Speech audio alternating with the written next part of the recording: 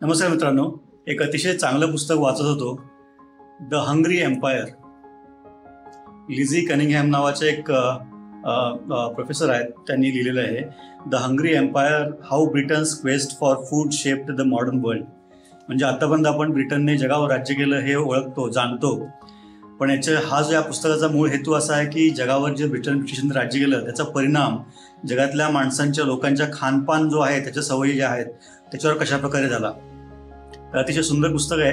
याच्यामध्ये साधारण 1550 पासून जे सुरू केलं ब्रिटनने न्यूफाउंडलँड पासून सॉल्ट कॉर्ड वगैरे आणण्यासाठी, त्यानंतर त्यांनी जी प्रगती केली मागच्या 400 वर्षामध्ये, 400-500 साधारण, या सगळ्याचा एक परिपाक म्हणून जगभरातल्या लोकांच्या खाण्याच्या पिण्याच्या सवयी बदललेल्या आहेत.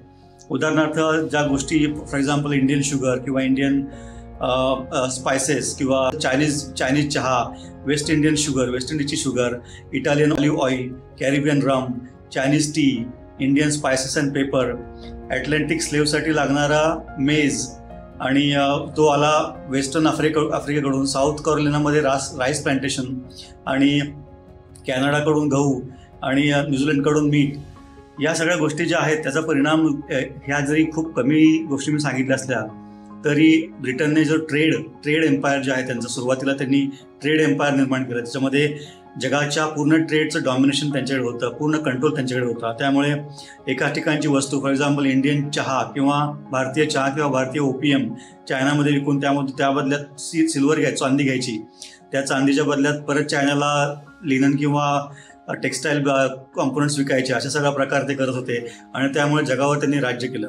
आता या पुस्तकामध्ये 20 लेसन्स दिलेले आहेत आणि प्रत्येक लेसनमध्ये एका स्पेसिफिक जिओग्राफीमध्ये एक दुसऱ्या रिजनमधली खाद्यसंस्कृती कशी रुजली आहे त्याचं उदाहरण दिलेलं आहे. याच्यामध्ये त्यांनी कव्हर केलेत पोर्ट्समाउथ हार्बर म्हणजे न्यूफाउंडलँड ब्रिटनमधला, त्यानंतर कॅनॉट केबिनी Ireland, sandwich New England, Barbados त्याची शुगर, वेस्ट कोस्ट आफ्रिका, त्यानंतर Covent Garden tea from India, त्यानंतर Lancashire South Carolina, Cape of Good Hope Boston, Patna Bihar, New Zealand, British Columbia, the Society Islands, Guyana, Manchester, Kenya, North African desert. आणि या सगळ्यांचा परिपाक त्यांनी शेवटी कसा केला आहे, या सगळ्या लोकेशनमधून आलेले जे खाद्यपदार्थ आहेत किंवा खाद्यसंस्कृती आहे ती ब्रिटनमधल्या ख्रिसमसच्या जो मेजवानी असते त्याच्यामध्ये त्याचा समावेश कसा झाला आहे, प्लम पुडिंगपासून सगळ्या गोष्टी, या सगळ्या गोष्टींचा त्यांनी उहापोह केलेला या पुस्तकामध्ये. अतिशय चांगलं आहे. आपण ज्या ब्रिटिश एम्पायरकडे सत्ता संघर्षाच्या दृष्टीने बघतो त्याचा जो दूरगामी परिणाम असा झाला आहे की भारतातला चहा जगभर प्रसिद्ध झाला आहे.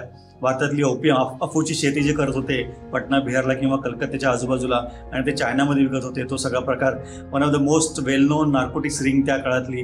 आणि चायनामधले चहा आणि सिरामिक्स कसे ते इतर दुसऱ्या जगभर विकत होते, त्याचप्रमाणे कॅनडाचा गहू कसे विकत होते, हे सगळं देवाणघेवाण जगाच्या देवाणघेवाणीवर, ट्रेडवर ब्रिटनचा डॉमिनेशन असल्यामुळे ब्रिटिश एम्पायर, हंग्री एम्पायर नावाने त्याने या पुस्तकामध्ये प्रेझेंट केलेलं आहे. तुम्हाला नक्की आवडेल, मिळालं तर अवश्य पहा आणि एक वेगळा दृष्टिकोन ब्रिटिश एम्पायरकडे, एक हंग्री एम्पायर म्हणून पाहण्याचा. धन्यवाद.